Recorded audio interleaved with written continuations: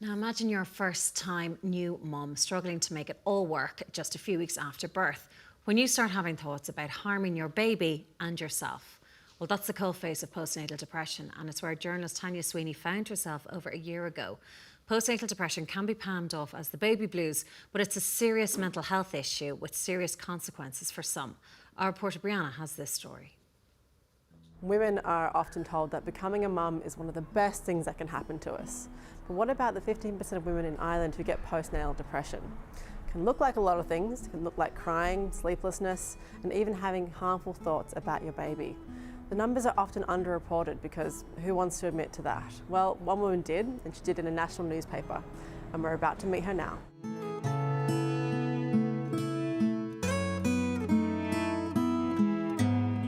Tanya Sweeney has been sharing the highs and lows of her life for over a decade in newspaper headlines as one of the country's most well-known journalists. One article stands out in particular for its brave admission of her battle with postnatal depression, which culminated in her having harmful thoughts about her newborn baby daughter. Tanya, you famously said that Bosco had more of a chance of getting pregnant than you did. What changed and what was the pregnancy like? Yeah, so I got pregnant when I was 41, and I mean, I always describe it as not planned but not prevented. The pregnancy was fine, you know, it was very straightforward. I didn't have any of the kind of morning sickness or anything like that, and I was sort of pleasantly surprised, I think, that I, was pregnant at 41. I was like, this is curious. I wonder where life is going to take me now. That's how I went into motherhood. Kind of an open mind and hoping I wouldn't mess it up too much. What is it like in that first few hours? The first few hours, I think I was sort of euphoric. I was really just, enjoying this whole new experience, and then the kind of reality of it settled in.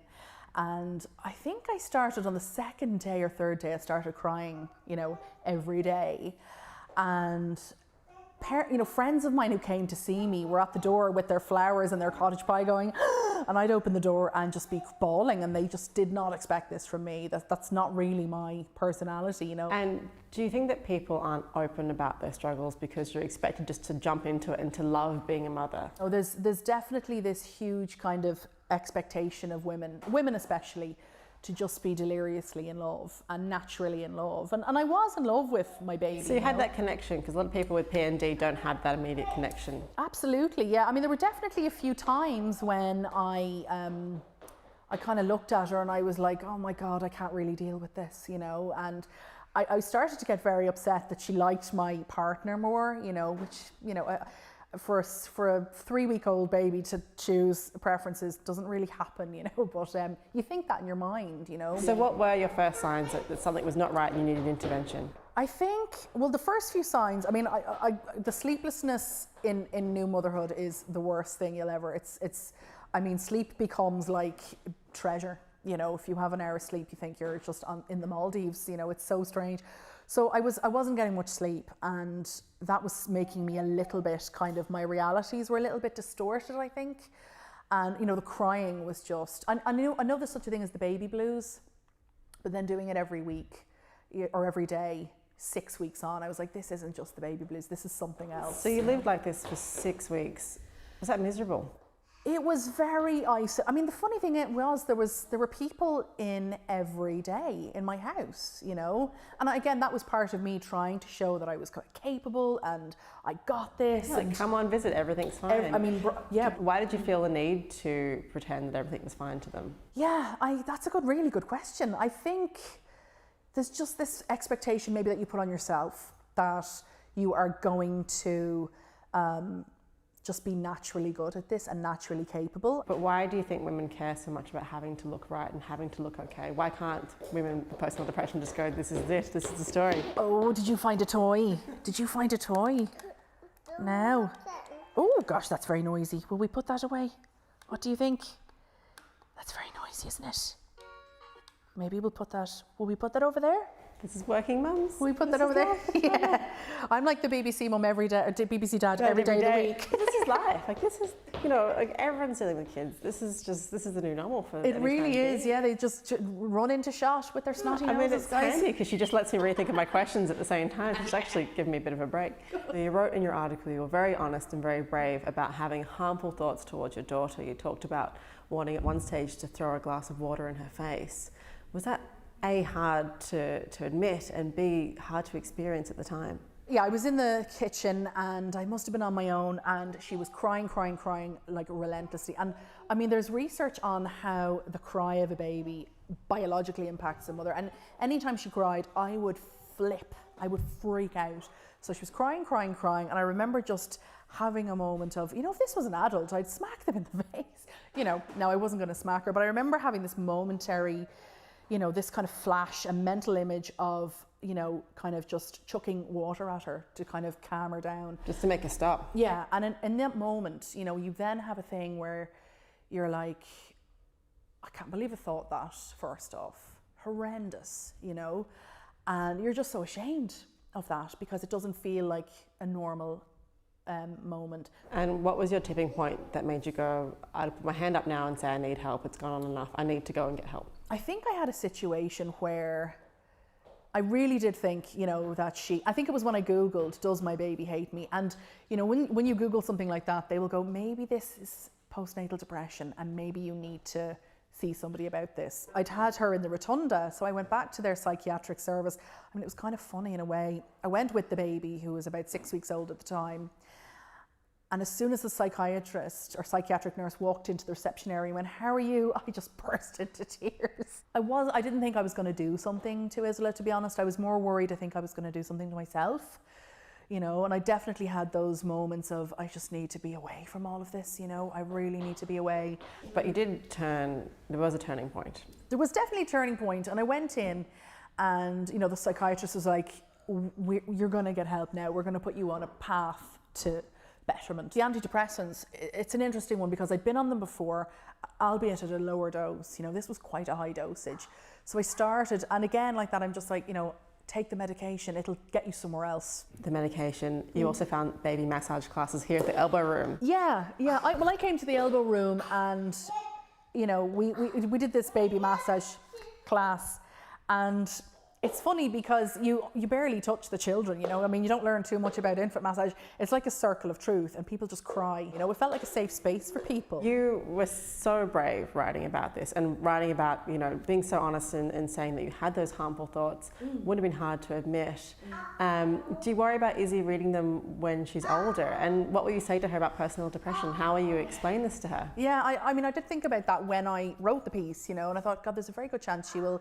I think it's really important that the children of mothers with postnatal depression realise that it's not their fault, it's not their behaviour, it's just a whole mess of things, you know, be it pre-existing conditions, hormones, sleeplessness, all of it, you know.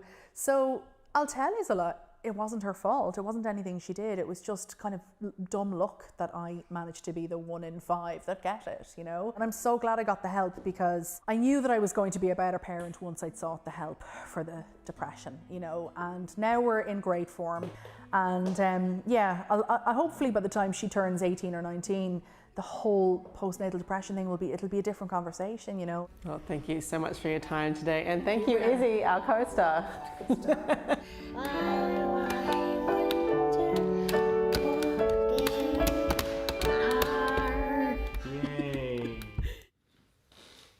Oh, gorgeous. Brianna, it's so tough when we talk about, you know, we need to talk about mental health more and any shame or stigma that might be attached to it.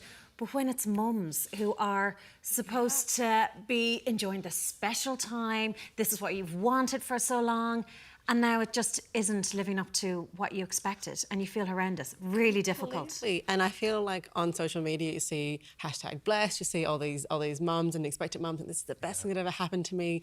But of course, for 70 to 80% of women, you do get the baby blues after, just those few days after, which can lead to postnatal depression. I think it's more difficult for a mum to go, actually, I'm not having a good time, I'm struggling, and I need help. It's that extra layer of stigma, I feel. Yeah. It's 70 to 80%, and Tanya said 1 in 5, which is huge numbers. So I'm sure mums out there, if they are feeling like this, they might think, oh, none of my friends would feel it. But actually, it's about listening to a story like that and realising that so many more people go through it, and actually going to a yoga class or going to something and just crying, maybe just letting it out is... you can have such a positive effect. Oh God, yeah, that shared experience of like, I'm not having a good time. I think that's one of the most healing things you can do.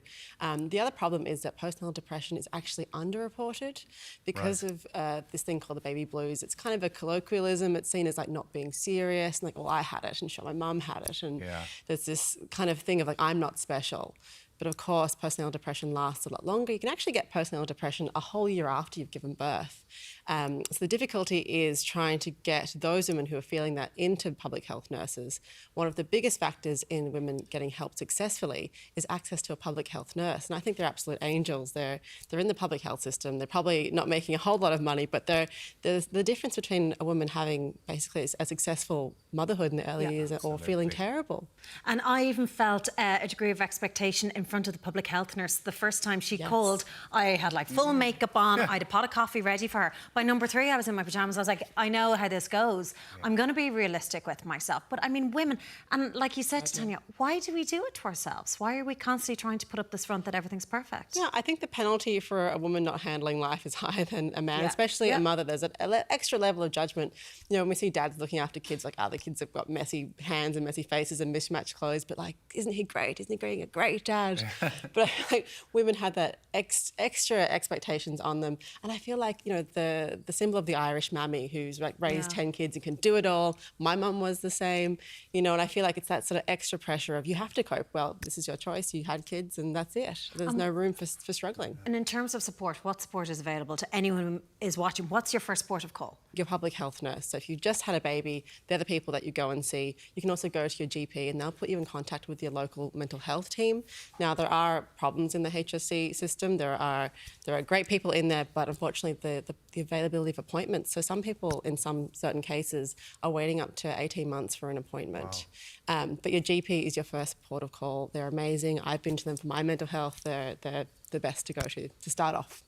Great. And just don't be afraid to talk.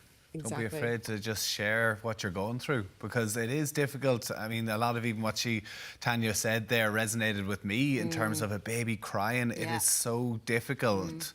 That and was dads really, do struggle really with mental interesting. health. I mean, anyone with, you know, experiencing sleeplessness will struggle. It's a key factor in anyone's well-being. Yeah, really interesting chat. Well Fair done. play.